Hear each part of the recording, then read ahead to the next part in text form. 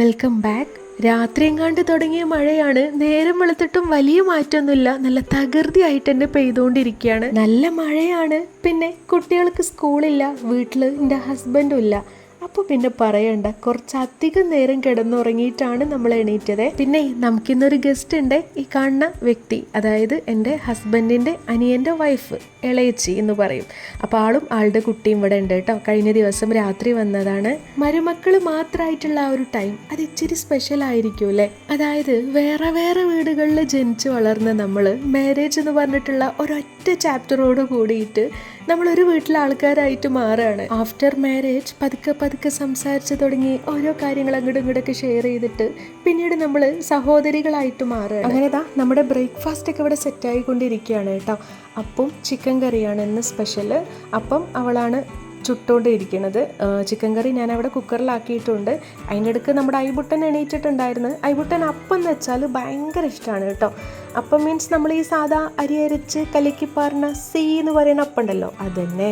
ഈ ചങ്ങായിമാർക്കാണെങ്കിൽ നീച്ചപ്പം തന്നെ ഫോൺ കിട്ടിയാൽ മതി, വേറെ ഒന്നും കിട്ടിയില്ലെങ്കിലും ഒരു വിഷയവുമില്ല. രാവിലെ ഞാൻ പറഞ്ഞല്ലോ നല്ല മഴയേനൂന്ന്. അപ്പോൾ ഇന്ന് സ്കൂളും ഇല്ല, പിന്നെ എൻ്റെ ഹസ്ബൻഡൊന്നും ഇവിടെ ഇല്ല കേട്ടോ. നമുക്ക് ഈ ആണുങ്ങളൊക്കെ വീട്ടിലുണ്ടെങ്കിലാണ് രാവിലെ നേരത്തെ നീക്കണം, ചായയും കടിയൊക്കെ ഉണ്ടാക്കണം എന്നുള്ള ആ ഒരു ത്വരയൊക്കെ വരിക. ഓലൊന്നും ഇല്ലയെന്നുണ്ടെങ്കിൽ നമുക്കിനി ഇതിപ്പോൾ എപ്പോൾ കിട്ടിയാലും ഇനിയിപ്പോൾ കിട്ടിയില്ലെങ്കിലും വിഷയമില്ല.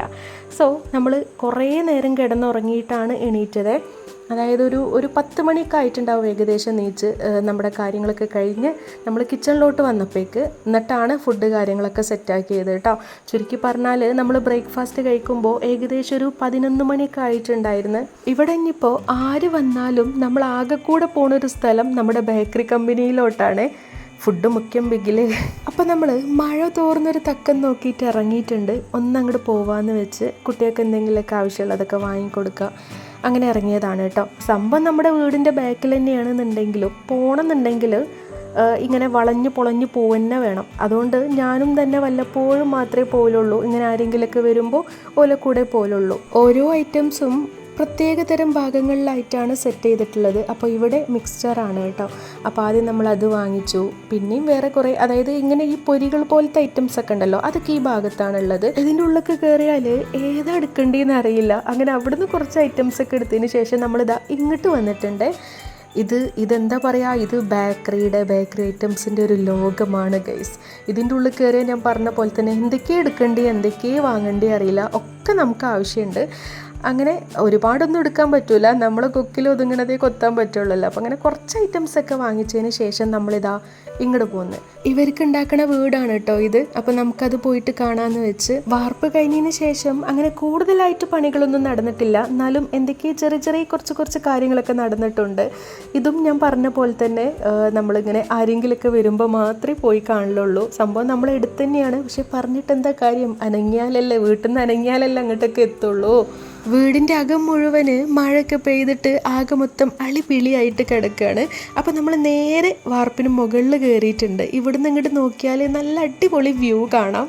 അങ്ങോട്ട് പോകണ്ടെന്ന് പറഞ്ഞാൽ അങ്ങോട്ട് പോയാൽ എന്ന് ചോദിക്കണ മക്കളാണ് നമ്മളത്. അതുകൊണ്ട് ഇവിടെ കുറേ നേരമൊന്നും അങ്ങനെ ഒലിയും കൊണ്ട് നിൽക്കാൻ പറ്റൂല. അപ്പോൾ കുറച്ച് നേരമൊക്കെ നിന്നതിന് ശേഷം നമ്മളിതാ നേരെ താഴോട്ട് മീൻസ് താഴത്തേക്ക് ഇറങ്ങി, അതന്നെ. എന്നിട്ട് നമ്മൾ നേരെ നമ്മളെ വീട്ടിലേക്ക് പോവുകയാണ് കേട്ടോ. പോണ വഴിക്കൽ ഗുഡ്സും കൊണ്ടൊരു മീൻകാരൻ വന്നിട്ടുണ്ടായിരുന്നേ. അയാളെടുത്ത് നല്ല ചെമ്മീൻ ഉണ്ടായിരുന്നു. എന്നാൽ പിന്നെ ഇരിക്കട്ടെ, കുറച്ച് ചെമ്മീൻ നമുക്കും വാങ്ങാമെന്ന് വെച്ച്. അവിടെ ഉള്ളവരൊക്കെ വാങ്ങണുണ്ട് കേട്ടോ. നമ്മളങ്ങനെ ഇതിൽ കൂടെ വണ്ടിക്കാർ പോകുന്നുണ്ടെങ്കിൽ നമ്മൾ ഓരോരുത്തുനിന്നൊന്നും മീൻ വാങ്ങലില്ല. നമുക്ക് ആവശ്യത്തിനുള്ള മീനൊക്കെ എൻ്റെ ഹസ്ബൻഡ് നേരെ ടൗണിൽ പോയിട്ട് വാങ്ങിച്ചു കൊണ്ടുവരലാണ് ചെയ്യല്ലേ. അപ്പോൾ ഇന്നിപ്പോൾ ചെമ്മീൻ കണ്ടപ്പോൾ അങ്ങനെ വാങ്ങിച്ചു എന്ന് മാത്രം.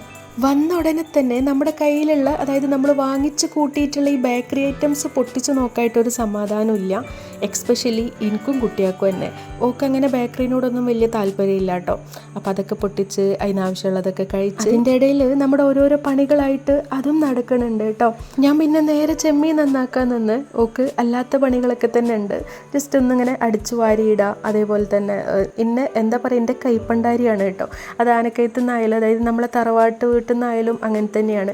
കുക്കിംഗ് എപ്പോഴും ഇൻകേക്കാരം, പക്ഷേ ആ കുക്കിങ്ങിന് വേണ്ടിയിട്ടുള്ള എല്ലാ ഹെൽപ്പും ഓള് ചെയ്തു തരും. അത് പിന്നെ എല്ലായിടത്തും അങ്ങനെയൊക്കെ തന്നെ ഇക്കാരല്ലേ. അതായത് മൂത്ത മരുമക്കൾ ഉണ്ടെന്നുണ്ടെങ്കിൽ ഓലെന്നെ ഇക്കാരം അവിടുത്തെ മെയിൻ. ചെമ്മീനൊക്കെ കഴുകി വൃത്തിയാക്കിയിട്ട് മസാലയൊക്കെ പുരട്ടിയിട്ട് നമ്മളിതാ നേരെ അതിനെ എയർ ഫ്രയറിലോട്ട് അങ്ങോട്ട് ആക്കിയിട്ടുണ്ട്. ജസ്റ്റ് ഒന്ന് ഫ്രൈ ആവട്ടെ. നമ്മൾ ചെമ്മീൻ റോസ്റ്റാണ് ഉണ്ടാക്കുന്നത് കേട്ടോ. അപ്പോൾ ഞാനത് പറഞ്ഞില്ല, നമ്മുടെ ഇന്നത്തെ സ്പെഷ്യൽ എന്തെന്ന് വെച്ചാൽ നെയ്ച്ചോറും ചിക്കൻ മപ്പാസും ചെമ്മീൻ റോസ്റ്റും. ചടപടയെന്നും പറഞ്ഞ് തട്ടിക്കൂട്ടിയിട്ടുള്ള ഒരു മെനു ആയിരുന്നു കേട്ടോ. നമ്മൾ ആദ്യം ബിരിയാണി ഉണ്ടാക്കിയാലോ എന്നാലോചിച്ച്, പിന്നെ നെയ്ച്ചോറും ചിക്കൻ കറി ആക്കിയാലോ എന്നാലോചിച്ച്, അതിൻ്റെ ഇടയിൽ കൂടെയാണ് നമുക്ക് ചെമ്മീൻ കിട്ടിയത്. എന്താല്ലേ ഇതൊക്കെ ഞാൻ പറഞ്ഞല്ലോ, നമ്മൾ ഒറ്റയ്ക്കാവുമ്പോഴേ ഇങ്ങനത്തെ ഡിസിഷനൊക്കെ എടുക്കാൻ പറ്റുള്ളൂ. വേറെ എല്ലാവരും കൂടെ ഉണ്ടെന്നുണ്ടെങ്കിൽ നമുക്ക് ഒരിക്കലും ഇതുപോലെ ഒന്നും ഡിസൈഡ് ചെയ്യാൻ പറ്റൂല. ഒരിക്കലും കൂട്ടുകുടുംബത്തിനെ ഞാൻ അപമാനിക്കല്ല ചെയ്യുന്നത് കേട്ടോ. അത് അങ്ങനെ ഒരു വൈബാണ്. അതായത് എല്ലാവരും കൂടെ കൂടുമ്പോൾ ഇമ്പമുള്ളതാണല്ലോ കുടുംബം. അപ്പോൾ എല്ലാവരും കൂടെ ഉള്ളതെന്ന് പറയുമ്പോൾ അതങ്ങനെ ഒരു വൈബാണ്.